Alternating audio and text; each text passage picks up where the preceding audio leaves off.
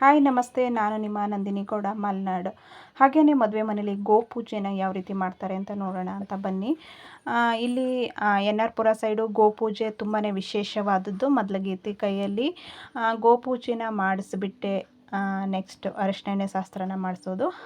ಇವಾಗ ಅವಳು ಅವ್ರ ಮನೇಲೆ ಇದ್ದಂತಹ ಒಂದು ಹಸುವನ್ನು ಕರ್ಕೊಬಂದು ನಿಲ್ಲಿಸಿದ್ದಾರೆ. ಅದರದ್ದು ಕರು ಸಹ ಇದೆ ನೋಡಿ. ಅದಕ್ಕೆ ಫಸ್ಟಿಗೆ ಮುಖ ಎಲ್ಲ ತೊಳೆದ್ಬಿಟ್ಟು ಕಾಲಿಗೆ ಅರಿಶಿನ ಕುಂಕುಮ ಇಟ್ಬಿಟ್ಟು ಹಾಗೆಯೇ ಅದಕ್ಕೆ ಹೂವು ಎಲ್ಲ ಮಾಡಿಸ್ತಾರೆ. ಈ ರೀತಿ ಗೋಪೂಜೆನ ಮಾಡ್ತಾರೆ. ಇದು ಒಂದು ಮದುವೆ ಮನೇಲಿ ವಿಶೇಷ ಅಂತ ಅನಿಸುತ್ತೆ ನಮಗೆ.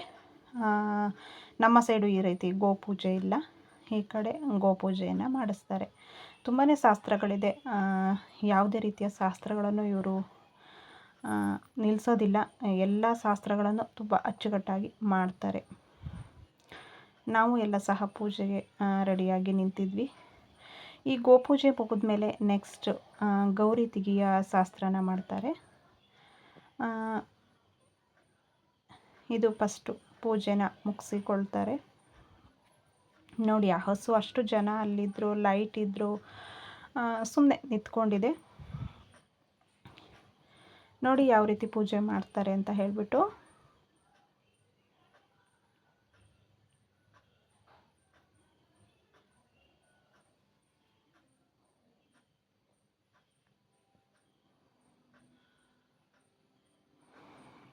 ಹಿಂದ್ಗಡೆ ಮಾತ್ರ ಪೂಜೆನೂ ಮಾಡ್ತಾರೆ, ಮುಂದ್ಗಡೆ ಮಾತ್ರ ಅಲ್ಲ, ಹಿಂದ್ಗಡೆನೂ ಸಹ ಪೂಜೆ ಮಾಡ್ತಾರೆ. ಅಲ್ಲೂ ಅರಿಶಿನ ಕುಂಕುಮ ಇಟ್ಬಿಟ್ಟು ನೋಡಿ, ಊದ್ಬತ್ತಿ ಬೆಳಗಿ ಹಾಗೆ ಹಣ್ಣು ಕಾಯಿನ ಮಾಡಿಬಿಟ್ಟು ಎಲ್ಲ ಅವಳೇ ಮಾಡ್ತಾಳೆ. ಇದು ಕಡೆಯ ಗೋಪೂಜೆ ಆಗಿರುತ್ತೆ ಅಂತ ಹೇಳಿಬಿಟ್ಟು ಎಲ್ಲ ಅವಳ ಕಡೆ ಕೈಯಲ್ಲೇ ಮಾಡಿಸಿರ್ತಾರೆ. ಯಾಕೆಂದರೆ ದೀಪಾವಳಿ ಹಬ್ಬದಲ್ಲಿ ಗೋಪೂಜೆ ಮಾಡೋದು ಇಲ್ಲಿಯ ವಿಶೇಷವಾಗಿರುತ್ತೆ. ಇವಾಗ ಮದುವೆ ಟೈಮಲ್ಲಿ ಮಾಡಿಬಿಟ್ರೆ ಮತ್ತೆ ಇನ್ನು ತಾಯಿ ಮನೆಯಲ್ಲಿ ಗೋಪೂಜೆ ಮಾಡೋದಕ್ಕೆ ಆಗೋದಿಲ್ಲ ಅನ್ನೋ ಕಾರಣಕ್ಕೆ ಇವಾಗ ಮಾಡಿಬಿಟ್ಟು ಬೆಲ್ಲ ಹಾಗೆಯೇ ಅಕ್ಕಿ ಮತ್ತು ಬಾಳೆಹಣ್ಣು ಇದಿಷ್ಟನ್ನು ಅದಕ್ಕೆ ತಿನ್ನೋದಕ್ಕೆ ಕೊಡ್ತಾರೆ. ಈಗ ನೋಡಿ ಗೋಪೂಜೆ ಮುಗಿತಾ ಬಂತು. ನೆಕ್ಸ್ಟ್ ಏನು ಮಾಡ್ತೀವಪ್ಪ ಅಂತ ಹೇಳಿದ್ರೆ ನಾವು ಗೌರಿ ಶಾಸ್ತ್ರ ಮಾಡೋದಕ್ಕೆ ಬಾವಿ ಹತ್ರ ಹೋಗ್ತೀವಿ ನೋಡಿ. ಇಲ್ಲಿ ಬಾವಿ ಹತ್ರ ಎಲ್ಲ ಕ್ಲೀನ್ ಮಾಡಿಕೊಂಡು ಎಲ್ಲ ರಾತ್ರಿ ಮಾಡೋದ್ರಿಂದ ಸ್ವಲ್ಪ ಬೆಳಕಿನ ಅಭಾವ ಇರುತ್ತೆ. ಆ ಫೋಟೋಗ್ರಫಿಯವರು ಬೆಳಕಿಟ್ಕೊಂಡಿದ್ರಲ್ಲ, ಅದರಲ್ಲೇ ಸಹ ನಾನು ವಿಡಿಯೋ ಮಾಡಿಕೊಂಡೆ. ಇವಾಗ ನೋಡಿ ಬಾವಿ ಹತ್ರ ಗೋಪೂಜೆ ಆದ ಮೇಲೆ ಇವಾಗ ಗೌರಿ ಪೂಜೆ ಎಲ್ಲ ಅದಕ್ಕೇನು ಹೇಳ್ತಾರೆ, ಕುಡಿಕೆಗಳು ಅದನ್ನೆಲ್ಲ ರೆಡಿ ಮಾಡ್ಕೊಂಡಿದ್ದೀವಿ. ಅದಕ್ಕೆಲ್ಲ ಪೂಜೆನ ರೆಡಿ ಮಾಡ್ಕೊಳ್ತೀವಿ. ಹಾಗೆಯೇ ಗೌರಿ ಪೂಜೆ ಮಾಡ್ತಾರೆ, ಅದು ಸಹ ಅವಳ ಕೈಯಲ್ಲೇ ಮಾಡಿಸ್ತಾರೆ. ಇದು ತಾಳಿ ಕಟ್ಟೋಕ್ಕಿಂತ ಮುಂಚೆ ಮಾಡುವಂತಹ ಗೌರಿ ಪೂಜೆ ಕೊನೆಯದಾಗಿರುತ್ತೆ. ಅದಕ್ಕೋಸ್ಕರ ಇದನ್ನು ಸಹ ಗೌರಿನ ರಾತ್ರಿ ತೆಗೆಸ್ಬಿಟ್ಟು ಪೂಜೆ ಮಾಡಿಬಿಟ್ಟು ಹಾಗೆಯೇ ಕಾಯೆಲ್ಲ ಒಡೆದು 5 ಜನ ಮುತ್ತೈದೆಯರಿಗೆ ಬಾಗಿಣವನ್ನು ಕೊಡಿಸ್ತಾರೆ. ಇದು ಗೋಪೂಜೆಯ ಆದ ಮೇಲೆ ಮಾಡುವಂತಹ ಗೌರಿ ಪೂಜೆಯ ವಿಶೇಷ. ಇದು ಗೌರಿ ಪೂಜೆ ಆದ ಮೇಲೆ ಹಾಲ್ಗಂಬ ನಡೆಸೋದನ್ನು ಮಾಡ್ತಾರೆ. ಅದನ್ನು ಸಹ ತೋರಿಸ್ತೀನಿ ಹೇಗೆ ಮಾಡ್ತಾರೆ ಅಂತ ಹೇಳಿಬಿಟ್ಟು. ಇವಾಗ ಇದೆಲ್ಲ ಪೂಜೆ ಆದ ಮೇಲೆ ಅವಳು 5 ಜನ ಮುತ್ತೈದೆಯರಿಗೆ ಬಾಗಿಣನ ಕೊಡೋದಕ್ಕೆ ರೆಡಿ ಮಾಡ್ಕೊಳ್ತಾಳೆ ನೋಡಿ. ಹೇಗೆ ಮಾಡ್ತಾಳೆ ಅಂತ ವಿಡಿಯೋದಲ್ಲಿ ತೋರಿಸ್ತಾ ಹೋಗ್ತೀನಿ. ಇವಾಗ ಏನಂದರೆ ಈ ಪೂಜೆ ಎಲ್ಲ ಮಾಡುವಾಗ ತುಂಬ ಹೊತ್ತು ಟೈಮ್ ತಗೊಳುತ್ತೆ. ಹಾಗಾಗಿ ವಾಯ್ಸ್ ಕೊಡುವಾಗ ಸ್ವಲ್ಪ ಹೊತ್ತು ನಾನು ಅಲ್ಲಿ ನಿಲ್ಲಿಸಿ ವಾಯ್ಸನ್ನು ಕೊಡ್ತಾ ಇರ್ತೀನಿ. ಏಕೆಂದರೆ ಹೇಳಿದ್ದೇ ಹೇಳೋಕ್ಕೆ ಸಾಧ್ಯವಾಗ್ತಾ ಇರಲ್ಲ. ಹಾಗಾಗಿ ಇಲ್ಲಿ ಮುಖ್ಯವಾಗಿ ಮೇಯ್ನಾಗಿ ಏನು ಕಾಣುತ್ತೆ ಅದನ್ನು ಮಾತ್ರ ನಾನು ಹೇಳ್ತಾ ಹೋಗ್ತೀನಿ. ಇದೆಲ್ಲ ಕೂಡು ಕುಟುಂಬ ಎಲ್ಲ ಸೇರಿಬಿಟ್ಟು ಮಾಡ್ತಾ ಇರೋದು. ತುಂಬಾ ಜನ ಸೇರಿದರು. ಹಾಗೆಯೇ ಇವರ ಫ್ಯಾಮಿಲಿಯಲ್ಲಿ ತುಂಬ ದೊಡ್ಡ ಫ್ಯಾಮಿಲಿ, ಅಣ್ಣ ತಮ್ಮಂದಿರೆಲ್ಲ ಜಾಸ್ತಿ, ಜಾಯಿಂಟ್ ಫ್ಯಾಮಿಲಿ. ಹಾಗಾಗಿ ತುಂಬ ಜನ ಸೇರಿಕೊಂಡಿದ್ವಿ. ಹಾಗೆ ಇದಾದಮೇಲೆ ನೋಡಿ ಮುತ್ತೈದೆಯರಿಗೆ ಬಾಗಿಣ ಕೊಡೋಕ್ಕೆ ಕೂರಿಸಿದ್ದಾರೆ. ನನ್ನನ್ನು ಸಹ ಕೂರಿಸಿದ್ರು, ಬೇಡ ಅಂತ ಹೇಳಿದ್ರು ಕೇಳಲಿಲ್ಲ, ನನ್ನನ್ನು ಸಹ ಕೂರಿಸಿದ್ರು. ಇದು ಅವರ ಸೋದರತ್ತೆ, ಅಲ್ಲಿ ಪಕ್ಕದಲ್ಲಿ ನಾನು. ಇದು ಅವಳಿಗೆ ಅತ್ತೆನೇ ಆಗಬೇಕು. ಇದು ಪಕ್ಕದ ಮನೆಯ ಅತ್ತಿಗೆ, ಇದು ಅವರ ಪಕ್ಕದ ಮನೆಯ ಅಕ್ಕ. ಎಲ್ಲರ ಮನೆಯಿಂದನೂ ಒಬ್ರೊಬ್ಬರು ಅಂತ ಹೇಳಿಬಿಟ್ಟು ಕೂರಿಸಿ ಅರಿಶಿನ ಕುಂಕುಮ ರೆಡಿ ಮಾಡ್ಕೊಂಡಿದ್ರು ಕೊಡೋದಕ್ಕೆ. ಇದು ಅವರ ಅಕ್ಕ ಅರಿಶಿನ ಕುಂಕುಮವನ್ನು ನಮಗೆ ನೀಡ್ತಾ ಇದ್ದಾರೆ. ಮದುವೆಯ ಸಡಗರದಲ್ಲಿ ತುಂಬಾ ಖುಷಿ ಇತ್ತು. ಒಂದೊಂದು ಶಾಸ್ತ್ರಗಳು ತುಂಬ ಚೆನ್ನಾಗಿತ್ತು. ಹಾಗಾಗಿ ಎಲ್ಲ ಖುಷಿಯಿಂದ ಇದ್ವಿ. ಹಾಗೇ ನೋಡಿ, ಈಗ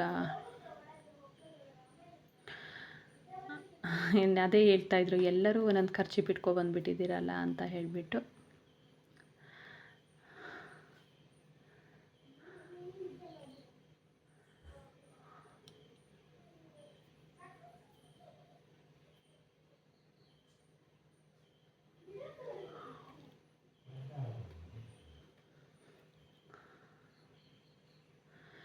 ಅದು ತೆಗಿಯೋಕ್ಕಾಗ್ತಾ ಇರಲಿಲ್ಲ. ಒಂದು ಪ್ಲೇಟಲ್ಲಿ ನಾವು ಎಲ್ಲ ಇಟ್ಕೊಂಡು ಬಂದಿದ್ವಿ. ಹಾಗಾಗಿ ಅದಕ್ಕೆ ಒಬ್ಬರು ಇಟ್ಕೊಳ್ತೀವಿ, ಒಬ್ಬರು ತೆಗೆದುಕೊಡಿ ಅಂತ ಮಾತಾಡ್ತಾ ಇದ್ದರು.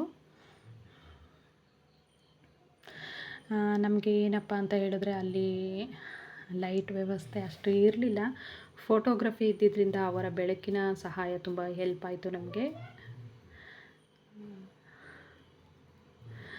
ಏನಂದರೆ, ಇವಾಗ ಹಿರಿಯವರು ಹೇಳಿಕೊಟ್ಟಂಗೆ ಶಾಸ್ತ್ರ ಮಾಡಬೇಕಲ್ವ. ಹಾಗಾಗಿ ಇವಾಗಿನ ಕಾಲದವರಿಗೆ ಸ್ವಲ್ಪ ವ್ಯತ್ಯಾಸ ಆಗ್ತಾ ಇರುತ್ತೆ. ಹಾಗಾಗಿ ಹೇಗೆ ಮಾಡೋದು ಅಂತ ಕೇಳಿಕೊಂಡು ಅಲ್ಲಿ ಮಾಡ್ತಾಯಿದ್ರು. ಹಾಗಾಗಿ ಎಲ್ಲ ನಗಾಡ್ತಾಯಿದ್ರು. ಇವರೆಲ್ಲ ಈಗ ಹೊಸ ಸೊಸೆಯರು ಬಂದಿರೋದು. ಹಾಗಾಗಿ ಸ್ವಲ್ಪ ಶಾಸ್ತ್ರ ಮಾಡುವಾಗ ಅಲ್ಲಿ ಇಲ್ಲಿ ವ್ಯತ್ಯಾಸ. ನೋಡಿ, ಈ ಪುಟ್ಟ ಮಗು ಎಷ್ಟು ಚೆನ್ನಾಗಿ ನೋಡ್ತಾ ಇದೆ ಅಂತ ಹೇಳಿಬಿಟ್ಟು, ಏನು ಮಾಡ್ತಾರಪ್ಪ ಅಂತ ಹೇಳಿಬಿಟ್ಟು. ಹಾಗೆ ನಮಗೆ ಅವರು ಬಾಗಿನ ಕೊಟ್ಟಿದ್ದು ಮುಗಿದಿದೆ. ಇವಾಗ ಫೋಟೋಗ್ರಫಿಗೋಸ್ಕರ ಒಂದೊಂದು ಫೋಸ್ ಕೊಟ್ಟು ನೆಕ್ಸ್ಟ್ ನಾವು ಹೊರಡ್ತೀವಿ.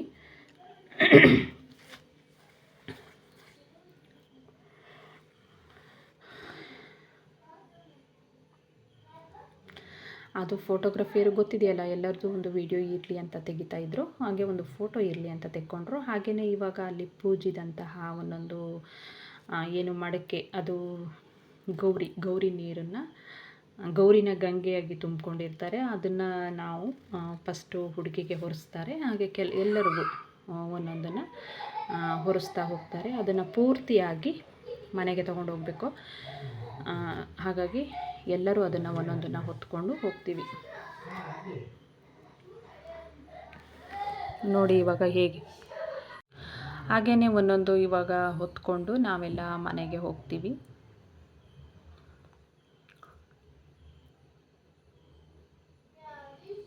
ನನಗೂ ಸಹ ಒಂದು ಹೊತ್ಕೊಳ್ಳಿ ಅಂತ ಕೊಟ್ಟರು. ಸ್ವಲ್ಪ ಕತ್ಲೆ ಇತ್ತಲ್ವ, ಹಾಗಾಗಿ ಅಲ್ಲಿ ಮೆಟ್ಲೆಲ್ಲ ಇಳಿಬೇಕಿತ್ತು, ಕಷ್ಟ ಆಗ್ತಿತ್ತೇನೋ ಅಂದ್ಕೊಂಡೆ. ಬಟ್ ಪರವಾಗಿಲ್ಲ, ನನಗಿಂತ ತುಂಬ ಏಜ್ ಆದವರೆಲ್ಲ ಇದ್ದರು. ಅವರೇ ಹೋಗ್ತಾರೆ, ನಿನಗಾಗಲ್ವ ಅಂತಿದ್ರು.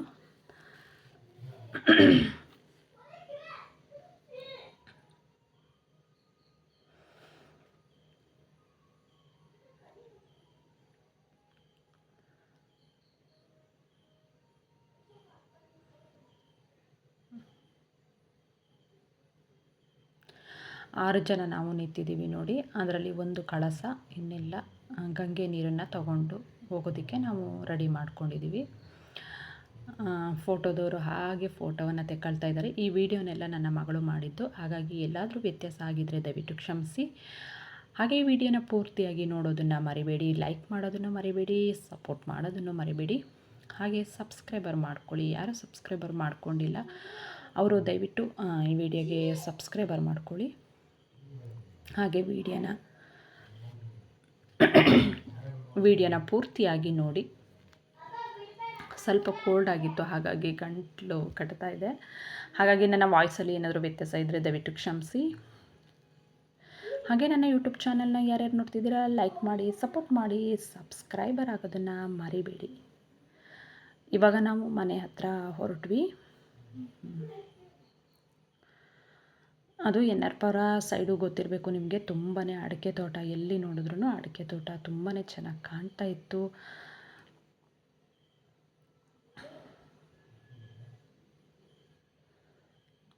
ಇವಾಗ ನೋಡಿ ಕತ್ಲೆ ಆಗಿದೆ.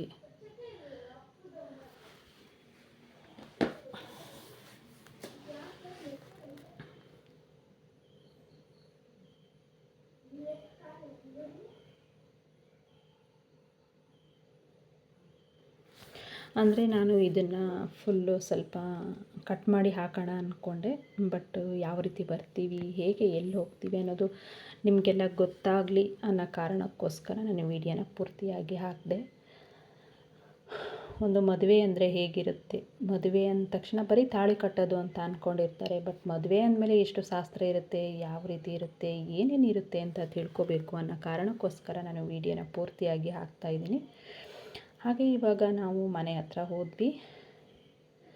ಅಲ್ಲಿ ನೋಡಿ ಇವಾಗ ಇದನ್ನೆಲ್ಲ ಇಳಿಸ್ಬಿಟ್ಟು, ಅಂದರೆ ತುಳಸಿ ಕಟ್ಟೆ ಅವರಿಗೆ ಶ್ರೇಷ್ಠ, ಹಾಗಾಗಿ ತುಳಸಿ ಕಟ್ಟೆನ ಒಂದು ಸುತ್ತು ಬಂದ ಆದಮೇಲೆ ಇದನ್ನೆಲ್ಲ ಇಳಿಸ್ಬಿಟ್ಟು ತುಳಸಿ ಕಟ್ಟೆಯಲ್ಲೇ ಹತ್ರನೇ ಇಡ್ತಾರೆ. ಇಟ್ಬಿಟ್ಟು ಅಲ್ಲೇ ಪೂಜೆ ಎಲ್ಲ ಮಾಡ್ತಾರೆ. ಅವರ ತುಳಸಿ ಕಟ್ಟೆ ಎಷ್ಟು ಚೆನ್ನಾಗಿದೆ ನೋಡಿ. ಇವಾಗ ಒಬ್ರೊಬ್ರದೇ ಇಸ್ತು ಅಲ್ಲಿ ಇಡ್ತಾರೆ.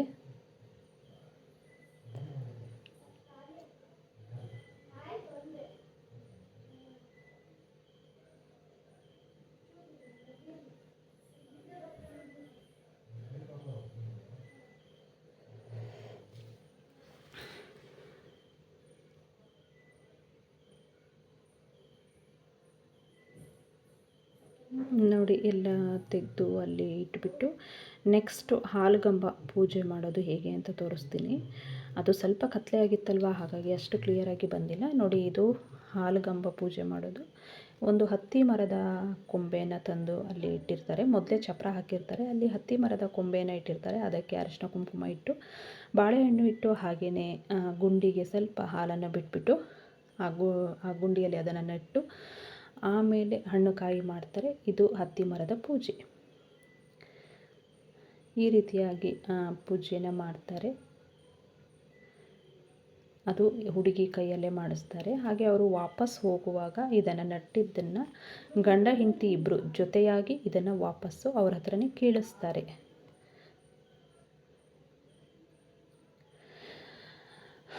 ನೋಡಿ, ಇದು ಇನ್ನು ಗೋಪೂಜೆ, ಹಾಗೆಯೇ ಹತ್ತಿ ಮರದ ಪೂಜೆ ಅಂದರೆ ಹಾಲುಗಂಬ ಪೂಜೆ, ಹಾಗೆಯೇ ಗೌರಿ ಪೂಜೆ 3 ಸಹ ಈ ವಿಡಿಯೋದಲ್ಲಿ ತೋರಿಸಿದ್ದೀನಿ. ಇನ್ನು ಡೈರೆಕ್ಟ್ ಅರಿಶಿನ ಶಾಸ್ತ್ರ ಹೇಗಿರುತ್ತೆ ಅಂತ ತೋರಿಸ್ತೀನಿ ನೆಕ್ಸ್ಟ್ ವಿಡಿಯೋದಲ್ಲಿ. ಈ ವಿಡಿಯೋ ನೋಡಿದ್ಮೇಲೆ ಆ ವಿಡಿಯೋ ಮಿಸ್ ಮಾಡಬೇಡಿ, ಆ ವಿಡಿಯೋನೂ ಸಹ ನೋಡಿ. ಹೇಗಿರುತ್ತೆ, ಏನು ಮಾಡ್ತಾರೆ ಅಂತ ಗೊತ್ತಾಗುತ್ತೆ. ಥ್ಯಾಂಕ್ ಯು ವೆರಿ ಮಚ್ ನನ್ನ ವಿಡಿಯೋ ಪೂರ್ತಿಯಾಗಿ ನೋಡಿದ್ದಕ್ಕೆ. ಓಕೆ, ಬಾಯ್.